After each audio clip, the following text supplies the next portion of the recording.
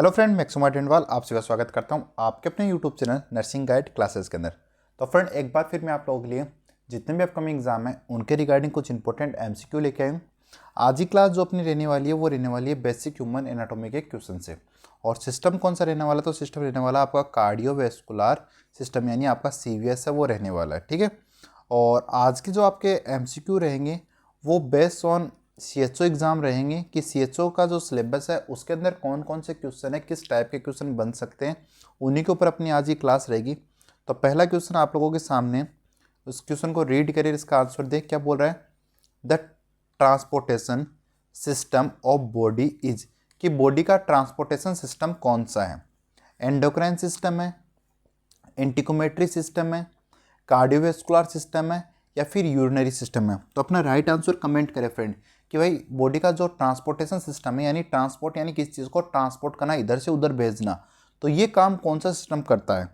तो अगर आपके एंडोक्राइन सिस्टम की बात करूँ तो एंडोक्राइन सिस्टम का काम होता है आपके हार्मोन को रिलीज करना। ठीक है।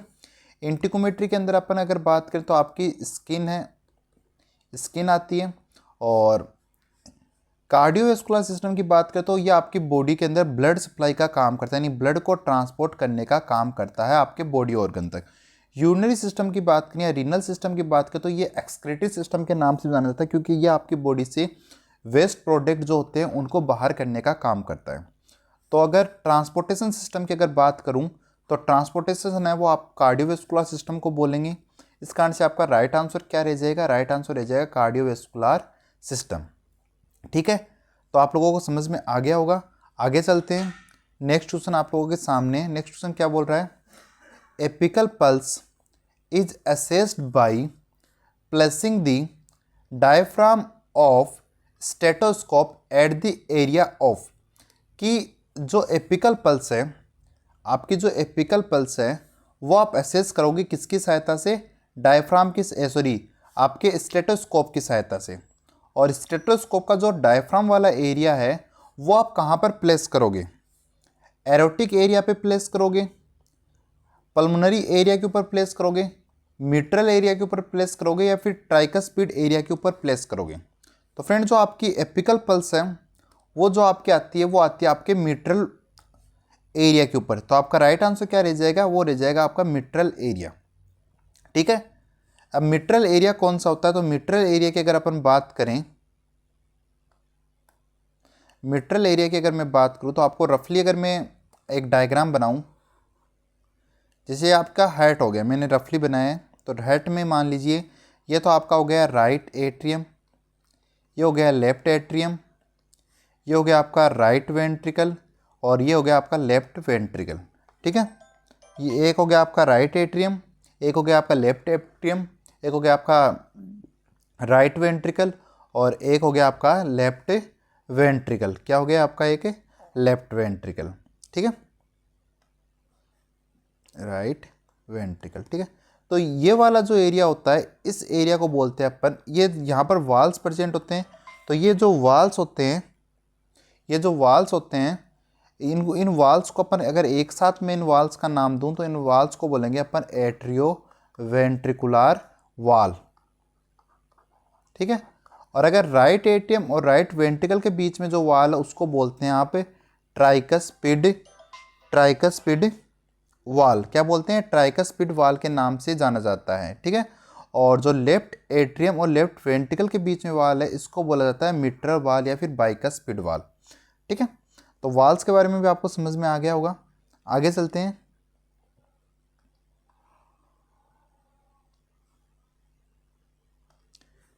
The apex of head is formed mostly by, कि जो हेड का अपेक्स वाला एरिया होता है वो मोस्टली किससे बनता है, राइट एट्रियम से बनता है, लेफ्ट एट्रियम से बनता है, लेफ्ट वेंट्रिकल से बनता है, या फिर कोरोनरी आर्टरी से बनता है। तो एक बार फिर अपन अपना रफली एरिया डायग्राम बना लेते हैं हेड का।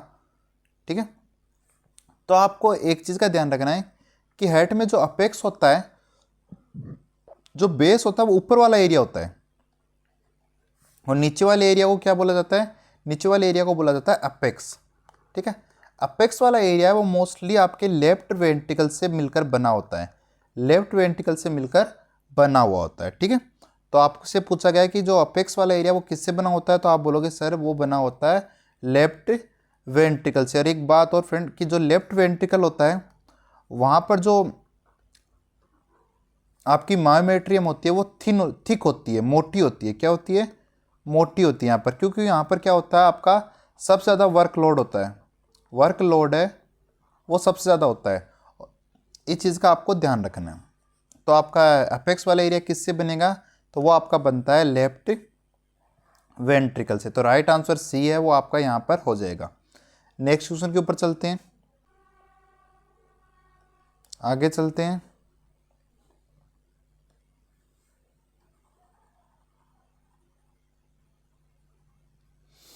कि what is the outer most layer of head, कि हेड की आउटर मोस्ट लेयर है वो कौन सी होती है। क्या पूछा गया है? आउटर मोस्ट लेयर के बारे में पूछा गया है। What is the outer most layer of head. तो आपको पता है कि हेड की जो, जैसे अपन इधर बनाए तो इनर लेयर तो होती है, वो होती है आपकी एंडोकार्डियम। मिडल लेयर होती है वो होती है मायोकार्डियम। आउटर लेयर होती है वो होती है आपकी एपिकार्डियम। और कवरिंग की बात करूँ तो कवरिंग होती है पेरिकार्डियम।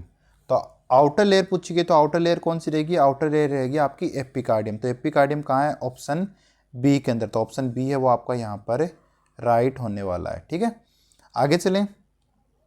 तो आगे नेक्स्ट क्वेश्चन आप लोगों के सामने,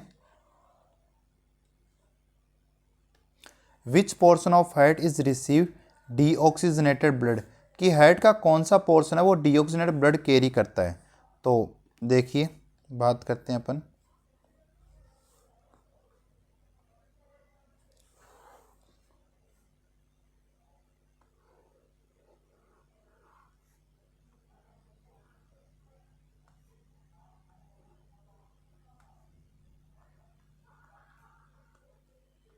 ओके, तो ये आपका हो गया राइट एट्रियम, ये हो गया आपका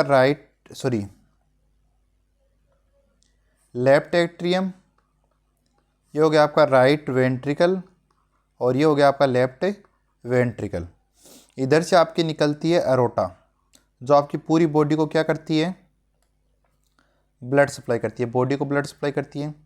फिर एरोटा से आपकी क्या आपकी बॉडी को ब्लड सप्लाई होने के बाद क्या निकलेगी? यहाँ से इन्फीरियर वेना केवा, ठीक है, और ऊपर से आएगी सुपीरियर वेना केवा। दोनों कहाँ आएगी? आपकी राइट एट्रियम में आएगी। कहाँ आएगी? राइट एट्रियम में।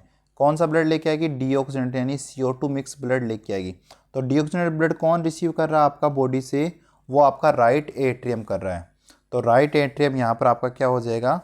राइट आंसर हो जाएगा। तो राइट एट्रियम यहाँ पर क्या रह जाएगा? आपका राइट आंसर रह जाएगा। आगे चलते हैं।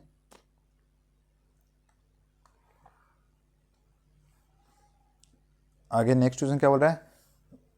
विच वाल present between the right atrium and right ventricle, की राइट एट्रियम और राइट वेंट्रिकल के बीच में कौन सा वाल प्रेजेंट होता है। तो दोबारा से अपन रफली डायग्राम की बात करें।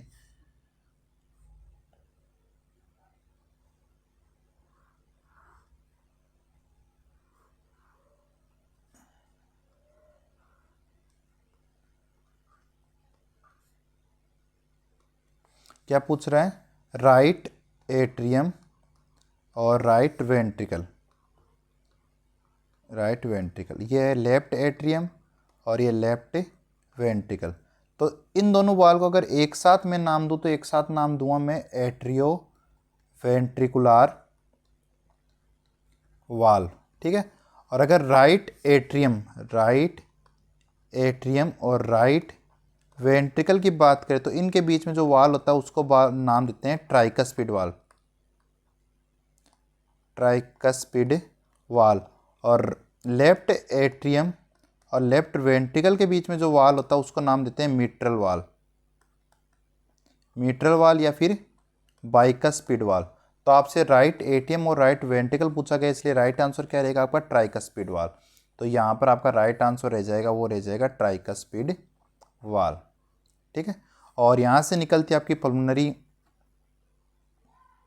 यहाँ से निकलती है आपकी पल्मोनरी आर्टरी। तो यहाँ पर जो वाल होगा उसको नाम देंगे पल्मोनरी वाल, और यहाँ से निकलती है आपकी एरोटा, यहाँ जो वाल होगा उसका नाम देंगे एरोटिक वाल। ठीक है, समझ में आ गया होगा। आगे चलते हैं।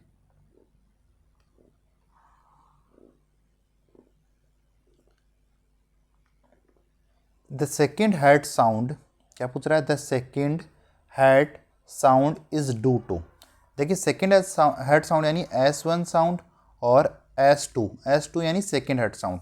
तो S1 साउंड आता है, वो आता है आपको एट्रियो वेंट्रिकुलर वाल के बंद होने से, और S2 साउंड आता है वो आपका आता है सेमिनुलर वाल के बंद होने से। अब सेमिनुलर वाल कौन कौन से होते हैं, आपके पल्मोनरी वाल और एरोटिक वाल, जो मैंने अभी बता दिए कहाँ प्रेजेंट होते हैं। तो S2 साउंड यानी सेकेंड हेड साउंड किसके कारण आएगा, सेमिनुलर वाल के बंद होने, यानी पल्मोनरी वाल और एरोटिक वाल के बंद होने से। ठीक है, तो एरोटिक वाल हो सकता है। मिट्रल वाल तो आपके S1 साउंड के कारण आएगा, मिट्रल वाल बंद होंगे तो। ठीक है, तो ये भी नहीं होगा। ट्राइकस्पिड वाल भी नहीं होगा, फोरामेन ओवल भी नहीं होगा। तो आपका राइट आंसर क्या रह जाएगा, राइट आंसर रह जाएगा एरोटिक वाल, क्योंकि एरोटिक वाल कौन से होते हैं, सेमिनुलर वाल को ही, सेमिनुलर वाल को ही सेमिनुलर वाल के अंदर ही आपके एरोटिक वाल और पल्मोनरी वाल है वो आते हैं। तो यहाँ पर अगर सेमिनुलर वाल होता तो राइट आंसर होता, पल्मोनरी वाल या एरोटिक वाल, तीनों में से एक जो भी होता वो आपका राइट आंसर। इस कारण एरोटिक वाल इसमें दिया गया है, तो एरोटिक वाल आपका सही रहेगा। ठीक है, आगे चलें।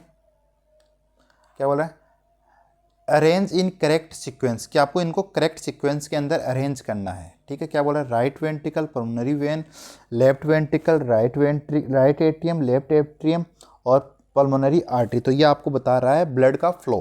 ठीक है, तो ब्लड का फ्लो समझ लेते हैं एक बार।